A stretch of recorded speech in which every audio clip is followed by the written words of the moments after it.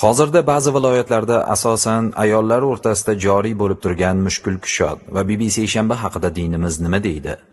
Bismillahirrohmanirrohim. Mushkul kushod. Mushkul qiyin, kushod ochuvchi, ya'ni qiyinchiliklarni ochuvchi, mushkullik va chigalliklarni yechuvchi ma'nosini bildiradi. Mushkul kushod va BBC shanba mushkullarni oson qilish maqsadida qilinadigan xurofot amallardan hisoblanadi. Aslida mo'min musulmon odamning hayotidagi har bir holati Qur'oni Karim va sunnati nabaviyya ko'rsatmasiga muvofiq bo'lmog'i lozim. Ushbu ikki manbaga zid kelgan har qanday e'tiqod yoki urf-odat rad etiladi. Oysha radhiyallohu anhodan rivoyat qilingan hadis sharifda Rasululloh sallallohu alayhi va sallam kim bizning bu ishimizda undan bo'lmagan narsani yangidan paydo qilsa, u rad etilgandir deganlar. Imom Buxoriy va Imom Muslim rivoyat qilishgan.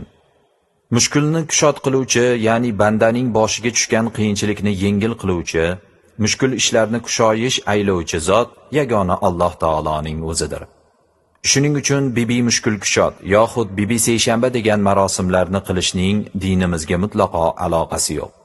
Boshiga mushkul, og'ir ish tushgan mo'min musulmon payg'ambarimiz sollallohu alayhi va sallamdan kelgan sahih rivoyatlar asosida Qur'on oyatlaridan o'qib, salovatlar aytib, Alloh subhanahu va taoloning o'zidan mushkulini oson qilishini so'ramog'i lozim. Vallohu a'lam.